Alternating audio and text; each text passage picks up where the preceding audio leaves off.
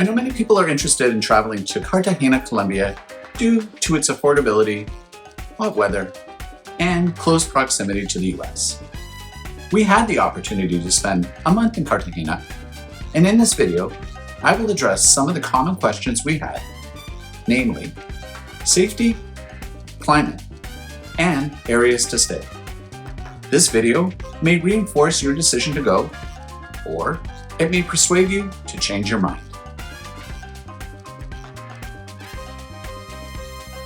I don't think that I'm alone in thinking about coffee, cocaine, or corruption when I hear the country name Colombia mentioned. Well, it wouldn't be wrong in thinking this. Colombia has tried to bury the negative connotations of its past reputation and attempted to paint a much more positive picture, one that depicts the country as a vibrant mosaic of natural beauty and cultural diversity. A country that allegedly has a reputation for warmth, hospitality, and culinary excellence. After having spent a month there, visiting both Cartagena and Medellin, I would suggest that the country has a long way to go in solidifying this reputation, especially in Cartagena. I'm going to start out with the single biggest observation of Cartagena. Simply put, there is an element of danger in Cartagena that I have yet to feel anywhere else in our travels. And yes, we have been to Mexico, Nicaragua, and Ecuador. Now, I recognize danger lurks in all big cities, and that petty crime such as pickpocketing is prevalent in most highly touristic cities. No doubt, Cartagena has its fair share of pickpockets. If pickpockets were all that you had to worry about in Cartagena, that would be fine. But the city also has high rates of violent crime. The violent crime that tourists are most likely to encounter is armed robbery.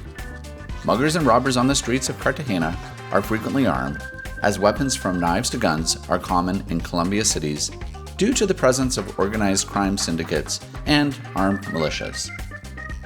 Some of the most common perpetrators of armed robberies in Cartagena are unauthorized taxi drivers. Criminals will pose as taxi drivers on the street, then rob people at gunpoint or conduct an express kidnapping where they force victims to empty their bank accounts at an ATM. Never hail a taxi on the street in Cartagena. Always call the phone number of a reputable taxi company or use a ride-hailing app such as Uber. We found Uber to be very efficient and very inexpensive. The advantage of Uber is that you know what the fare will cost before you get in the car, and you know that the drivers are vetted. For those that have visited Cartagena in the past, there is a very good chance that you stayed in the old European-esque walled city. This area is relatively safe because there are throngs of tourists milling about and a large police presence. If you only stayed within the confines of the walls or wandered into neighboring Getsemani, you may think of Cartagena in a whole different light and frankly might be wondering what I am talking about. However, it doesn't take long or far to wander off the beaten path into a neighborhood that is clearly local. This is where you don't want to be, and especially if you look like a tourist. Let's face it, you are already a mark by virtue of the fact that you are probably not Latino, you can't speak Spanish, and you look lost. Don't amplify this by wearing expensive clothing, jewelry, or watches. Another relatively safe place to stay in Cartagena is in Boca Grande. Boca Grande is the city's modern seaside district, famous for its Miami-like skyline of high-rise hotels and condos overlooking long stretches of beach. It is illegal in Boca Grande for two men to ride on the same motorcycle together. Yes, you heard that right. Two men are not allowed to ride on a motorcycle together as a pair.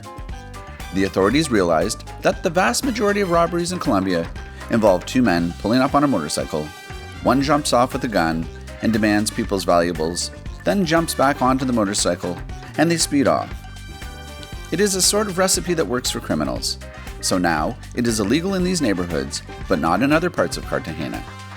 A man or woman can ride on a motorcycle with a member of the opposite sex on the back, or two women, but not two hombres. I bring this up because we have been warned on a number of occasions, and by several different people, including the police, that carrying one's phone in a hand is ill-advised. Apparently, it is not uncommon for that same motorcycle with a passenger on the back to drive by and snatch the phone right out of your hand, ultimately and quickly disappearing into the traffic. Another reason why the Boca Grande area is relatively safe is it is physically cut off from the rest of Cartagena, except by one limited route.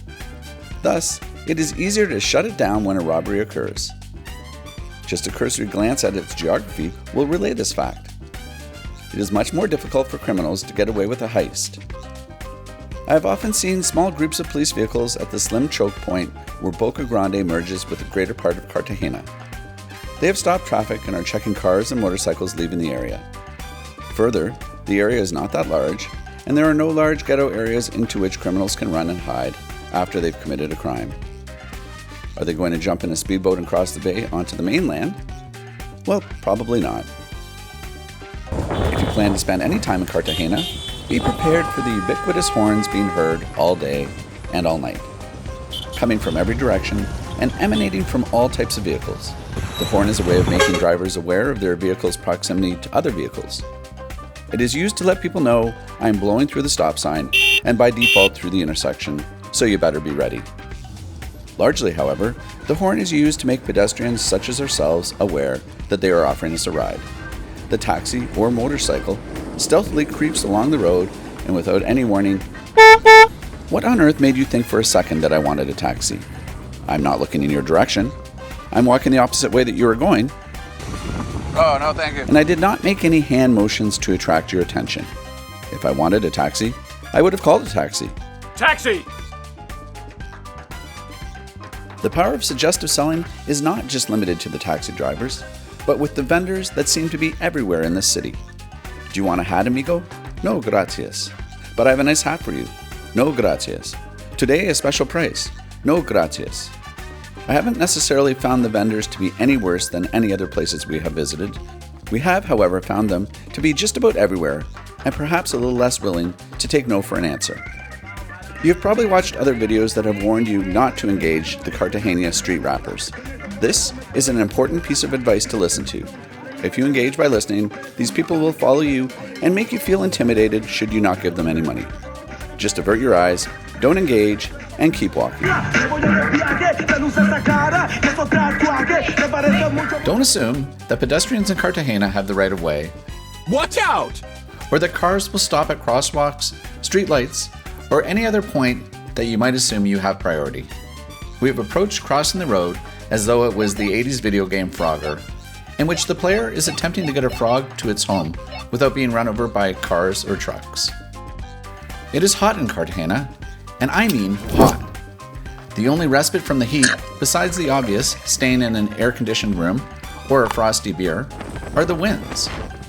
Winds that start out early in the day as a whisper, but climb to a roar by late afternoon and early evening. This is at least by the seaside area of Marbella, a mecca for kite surfers who daily seem to drift out of nowhere to litter the sky with their brightly colored canopies, performing acrobatics that are normally reserved for the trapeze artists. The beaches in Cartagena are not the type that we have come to expect when we have traveled to a tropical destination. A far cry from the soft sand and expanses of beach that stretch as far as the eye can see. These beaches are in the heart of the city, where the sounds of the water are drowned out by the noise of cars, and you guessed it, horns. Some highly traveled arteries in Cartagena are only meters from the beach. This doesn't seem to dissuade the locals, however, who ignore the noise and the crowds to enjoy a hot, sunny Sunday afternoon, refreshing themselves in the warm waters of the Caribbean Sea. In summary, we made the best of Cartagena during our month-long stay. However, if you are looking for a place that you can wander without worry, phone in hand, taking pictures and videos, this is not the place for you.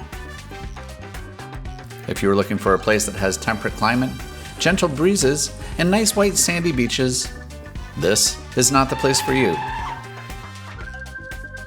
If you want to walk the streets not having to worry about being run over or without being interrupted by street vendors, rappers, or ladies with fruit on their head offering to take photos, again, this is not the place for you.